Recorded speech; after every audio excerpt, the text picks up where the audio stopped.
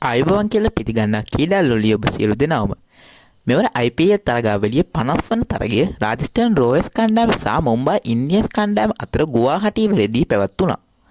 මෙම තරගයේ ආරම්භ වීමට පෙර රාජස්ථාන් රොයල්ස් කණ්ඩායම පෙසාදු ලකුණු සටහනේ 8 වන ස්ථානයේ සහ මුම්බයි ඉන්ඩියන්ස් කණ්ඩායම පෙසාදු ලකුණු සටහනේ 3 වන ස්ථානයේ රැඳී සිටියා. මෙම තරගයේ කාසියවාසිය දිනාගත් රාජස්ථාන් රොයල්ස් නායක රියන් පරාග් පළමුව පන්දු යැවීමට තීරණය කරා. රාජස්ථාන් රොයල්ස් කණ්ඩායම නියෝජනය කරමින් මහිස් තීක්ෂණ ප්ලේයින් 11 එකට ඇතුළත්ව තිබුණු අතර ඇති වූ ආවාද තත්ත්වයක් හේතුවෙන් වනිදු හසරංගට මෙම තරගයේදී කණ්ඩායමේ ඉඩක් වෙන්ව තිබුණේ නැහැ. ඒ අනුව මුම්බයි ඉන්ඩියන්ස් ඉනිම ආරම්භ කරමින් පිටියට පිවිසි රෝහිත් ශර්මා සහ රයන් රිකට්සන් එක්ව කණ්ඩායමට හොඳ ආරම්භයක් ලබා දීමට කටයුතු කරා. ඔවුන් දෙදෙනා එක්ක පළමු කඩුවලට පන්දු 71කින් ලකුණු 116ක සබඳතාවයක් පිහිටවීමට සමත් වුණා. එම සබඳතාවය අවසන් කරමින් ආධි ශතකයක් ලබා සිටි රයන් රිකට්සන් ලකුණු 61ක් ලබා සිටියේදී දබා ගැනීමට මහිස් තීක්ෂණ සමත් වුණා. අනතුරුව ක්‍රියාත්මක වූ නායක රියන් පරාග් ලකුණු 53ක් ලබා සිටි රෝහිත් ශර්මා දවා ගැනීමත් සමග මුම්බයි ඉන්ඩියන්ස් කණ්ඩායමේ දෙවන කඩුවලට බිඳ වැටුණා. ලකුණු 123කට කඩුළු දෙකක් දැවී ඇති විටදී පිටියේ එක් වූ සූර්යකුමාර් යාදව් සහ නායක හර්දික් පාණ්ඩ්‍යා මුම්බයි ඉන්ඩියන්ස් ලකුණු පූර්ව ක්‍රමයෙන් ඉහළ නැංවීමට කටයුතු කරා.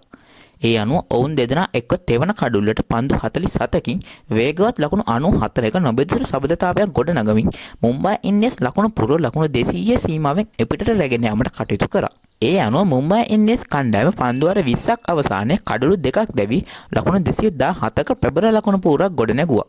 මුම්බයි ඉන්ඩියන්ස් කණ්ඩායම වෙනුවෙන් වැඩිම ලකුණුලාභියා වූ රයන් රිකට්සන් පන්දු 38කට ලකුණු 61ක් රැස් කිරීමට සමත් වුණා. රාජස්ථාන් රොයල්ස් කණ්ඩායම වෙනුවෙන් මහිස් තීක්ෂණ සහ රියන් පරාග් එක කඩුල්ල බගින් බිඳ දැමුවා. පිළිතුර ඉනිම ක්‍රීඩා කිරීම සඳහා පිටියට පැමිණි රාජස්ථාන් රොයල්ස් කණ්ඩායමේ පිටිකරුවන් ආරම්භයේ සිටම තම පාලනයට නතු කර ගැනීමට මුම්බයි ඉන්ඩියන්ස් පන්දු යවන්න සමත් වුණා. ඒ අනුව රාජස්ථාන් රොයල්ස් කණ්ඩායමේ ආරම්භක පිටිකරුවන් දෙදෙනාව ලකුණු 18ක් තුල දබා ගැනීමට මුම්බයි ඉන්ඩියන්ස් පන්දු යවන්න සමත් වුණා. ඉන් නැවතුණු මුම්බයි ඉන්ඩියන්ස් පන්දු යවන්නම් පන්දු වාර 7ක් නිමවන විට රාජස්ථාන් රොයල්ස් කණ්ඩායමේ මුල් කඩුළු 5 ලකුණු 64ක් තුල දබා ගැනීමෙන් ඔවුන් වෙත දැඩි පීඩනයක් එල්ල කිරීමට සමත් වුණා. ඉන් නොනැවතුණු මුම්බයි ඉන්ඩියන්ස් පන්දු යවන්නම් පිටියට පැමිණෙන රාජස්ථාන් රොයල්ස් පිටිකරුවන්ව පිටියේ ස්ථාවර වීමට ඉඩක් ලබා නොදී නැවතත් ක්‍රීඩාගාරය වෙත හරවා යැවීමට සමත් වුණා. එහි ප්‍රතිඵලයක් ලෙස පන්දු වාර 16 එක පන්දුවක් හමුවේ රාජස්ථාන් රොයල්ස් කණ්ඩායමේ ලකුණු පූර්ව ලකුණු 117කට සීමා කිරීමට මුම්බයි ඉන්ඩියන්ස් කණ්ඩායමට හැකියාව ලැබුණා. ඒ අනුව මෙම තරගයෙන් ලකුණු 100ක දැවැන්ත ජයක් මුම්බයි ඉන්ඩියන්ස් කණ්ඩායමට හිමි වුණා.